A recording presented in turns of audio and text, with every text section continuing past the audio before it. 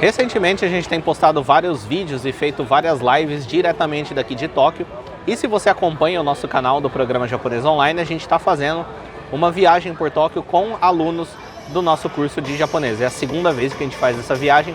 Isso se tornou um evento anual, né? O pessoal aprende japonês, depois os que têm interesse vêm aqui para o Japão para poder colocar tudo em prática, e esse evento a gente chama de Experiência Tóquio. Eles acabam podendo vivenciar um pouco do que é o Japão. Nos comentários tem surgido muita pergunta que é: quanto custa viajar para o Japão? Nos comentários ou nos comentários durante a live, gente que fica interessada em fazer essa viagem pergunta quanto custa.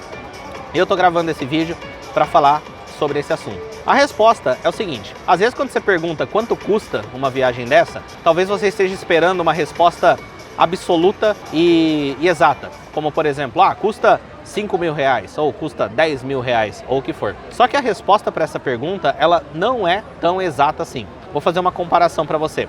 Se eu perguntar para você e falar, quanto custa construir uma casa? Qual que é a resposta? Não tem resposta. Por quê? Porque para construir uma casa depende do quê?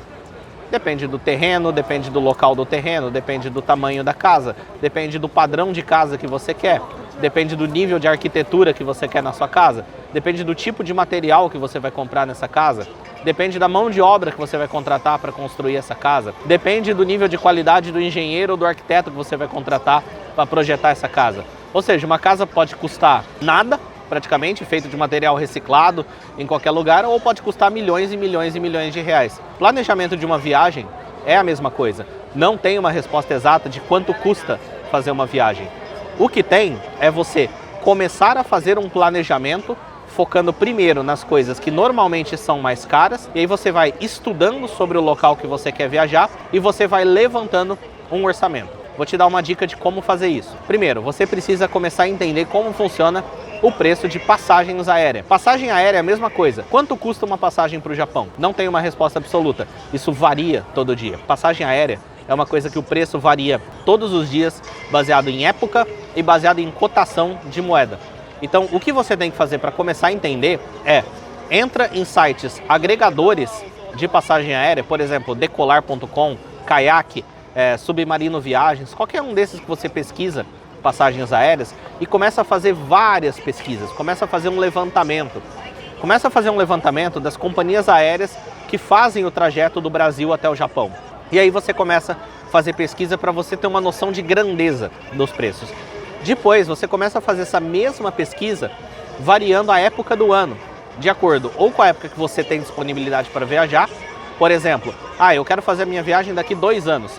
E eu sei que eu preciso fazer essa viagem em julho, por causa de férias. Então faça a pesquisa para o mês de julho e começa a fazer esse levantamento para você ter uma noção de grandeza de quanto custa, ok?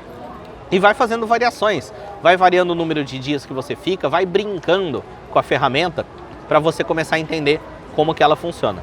Vai catalogando isso, que aí você começa a fazer o seu plano de viagens. Próximo passo, a segunda coisa normalmente mais cara é a hospedagem. Hospedagem é a mesma coisa. Não dá para você perguntar quanto custa se hospedar no Japão. Depende. Num hotel 5 estrelas é uma coisa, num hostel com quartos compartilhados é outra coisa. O que você tem que fazer é começar a fazer pesquisa. Como que você faz isso? Entra em sites como Booking.com, entra no Airbnb.com e começa a fazer pesquisas para as épocas do ano que você tem interesse. E aí você vai começar a ter uma noção de grandeza baseado no tipo de hospedagem e o preço para cada tipo. Você vai começar a saber como que é o preço para hostel, que é lugar onde normalmente os quartos são compartilhados. Você vai começar a saber quanto que é o preço para hotéis de 3 estrelas, 4 estrelas, 5 estrelas. Você vai saber como que é o preço para acomodações pelo Airbnb, né? Se você não conhece o Airbnb, vale a pena você dar uma olhada também. Você vai saber no Airbnb quanto que é um quarto, quanto que é um apartamento inteiro, quanto que é um local para 3 pessoas, para 4 pessoas e assim por diante. Você começa a ter noção de grandeza das coisas. Normalmente as coisas mais caras são passagem e hospedagem. Você começa a fazer essas pesquisas, começa a anotar tudo isso, faça planilhas no Excel com as suas simulações, com as suas estimativas, que aí você vai levantando quanto seria o custo. Organizar uma viagem como essa é tipo você fazer um projeto mesmo.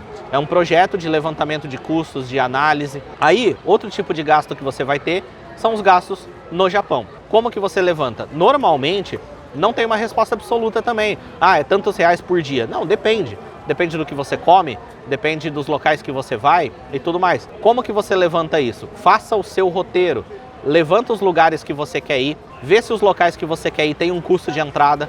Hoje dá para pesquisar tudo na internet a respeito disso. Uma vez que você tem noção ali de onde você vai hospedar, mesmo que você não saiba ainda onde exatamente, mesmo que você não tenha fechado nada, escolhe um como simulação e usa o Google Maps, por exemplo, para simular os trajetos. Por exemplo, eu vou ficar na região de Shibuya.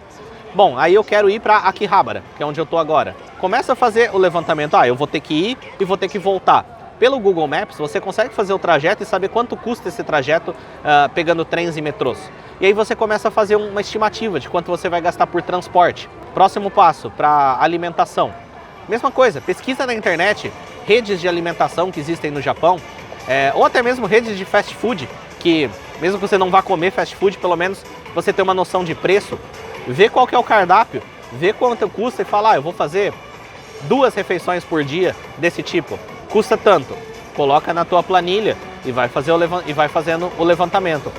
Ou seja, fazendo esse projeto, você vai começar a ter uma noção de custo da sua viagem. A viagem de cada pessoa tem um custo completamente diferente. Esse é o tipo de pergunta que não tem resposta absoluta. A gente vai falar sobre esse assunto a fundo em um dos podcasts daqui do canal, o podcast da Pílula N.